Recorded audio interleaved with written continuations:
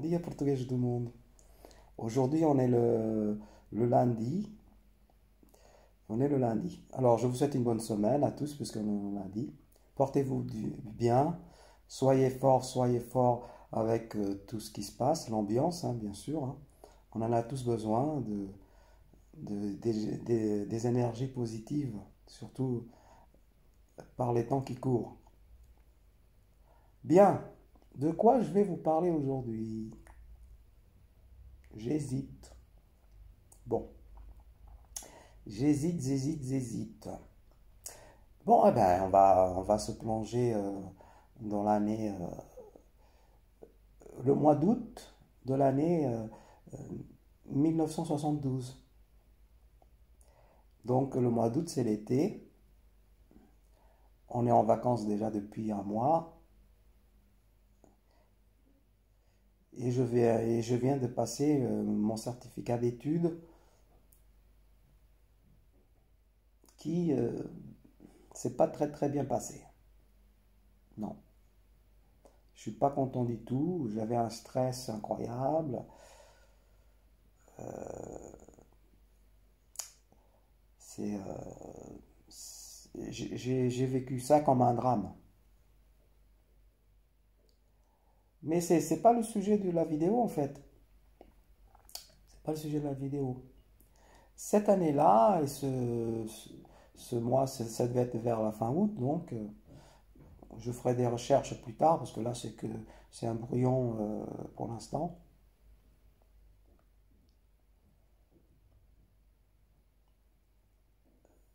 Un soir, un soir, comme ça, sans le savoir, personne ne le savait.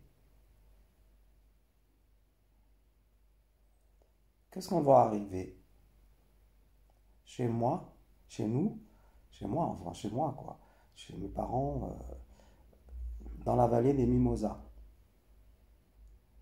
Il fait déjà nuit, et voilà que tout d'un coup, il y a une voiture qui arrive. Une voiture style Peugeot, très grand, vous savez, ces vieilles Peugeot là, qui ont un arrière très long, un coffre très long. Ça n'existe plus. Il faudra que je fasse des recherches parce que, pour que je sois plus précis par rapport à cette voiture. Et qu'est-ce que je vois sortir de la voiture après 3 ans d'absence? Mon père et une dame qui conduisait la voiture qu'on ne connaît pas. C'est la grande surprise, puisqu'il ne nous avait pas écrit, il ne nous avait pas prévenu. Et surtout, pour des raisons que vous allez comprendre beaucoup plus tard dans cette vidéo, il ne nous avait pas prévenu pour des bonnes raisons. Pour des bonnes raisons. Et là, ça va être l'émotion, le choc total, parce que à peine il nous dit bonjour à tous, que déjà il nous dit il faut partir. Il faut partir. Et oui, il était venu nous chercher. Cette fin d'août 1972, mon père avait payé un passeur, là en l'occurrence c'était une passeuse, pour quitter le Portugal, définitivement, vers la France.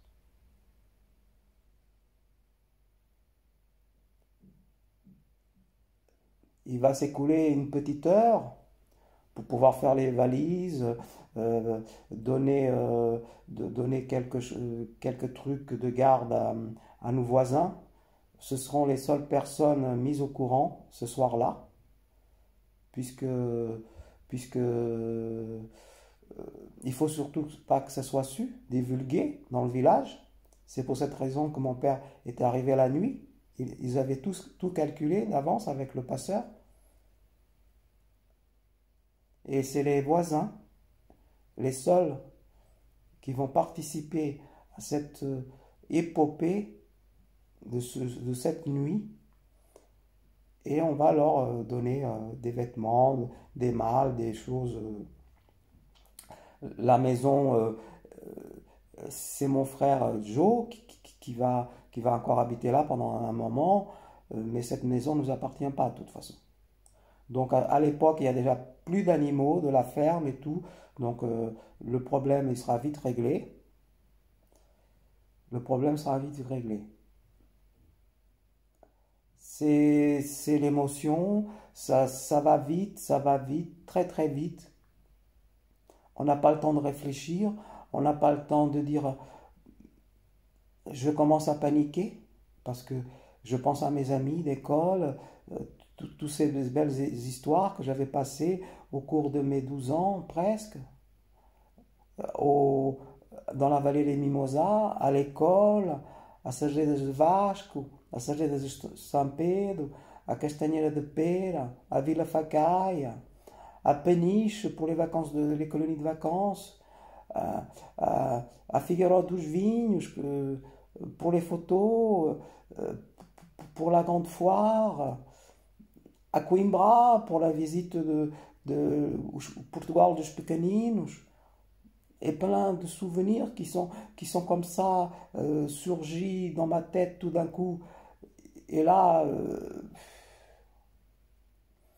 j'ai du mal à exprimer toute cette émotion, toute cette tristesse, toute cette angoisse qui m'a envahi parce que j'allais perdre beaucoup de choses et que l'avenir, je ne la voyais pas du tout, je ne savais pas ce qui m'attendait.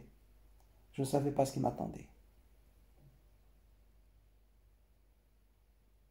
Et en plus, on doit laisser aussi Violetta, notre chienne de garde, Violetta.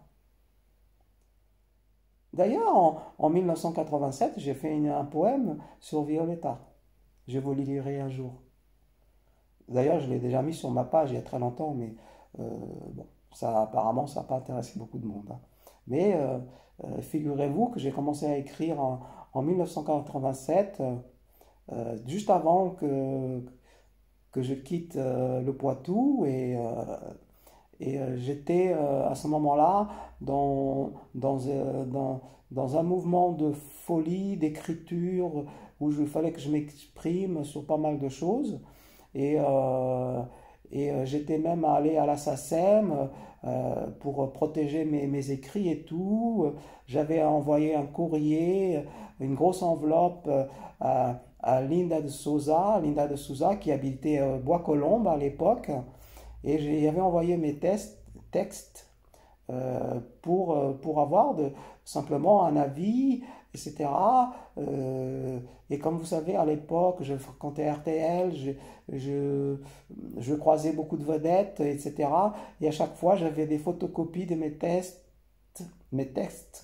et que je leur faisais signer, etc. Et j'étais vraiment dans une espèce de truc où je voulais écrire des chansons, où je voulais écrire. J'avais plein de choses qui tortinaient dans ma tête, des choses positives, des choses. C'était une période exceptionnelle. Mais très vite, j'ai déchanté parce que j'ai fait une mauvaise rencontre. J'ai fait une mauvaise rencontre. Voilà, on va s'arrêter là parce que cette histoire est très très importante sur le départ de la vallée des Mimosas, mais je ne vais pas vous en dire plus parce que là pour l'instant, la deuxième vidéo ce sera mise en compte personnel, secrète pour la suite de cette histoire. Mais là, tout de suite, il est hors de question que je vous dévoile tout le processus de cette traversée de l'Espagne et la frontière espagnole-portugaise, espagnole-française, etc., etc. C'est une partie qui est très importante et qu'on ne va pas tout divulguer maintenant. Je vous embrasse, je vous souhaite une bonne journée à tous. Un grande abraço para os portugueses do mundo. Prenez soin de vous. Soyez forts, soyez forts, soyez forts. À très bientôt.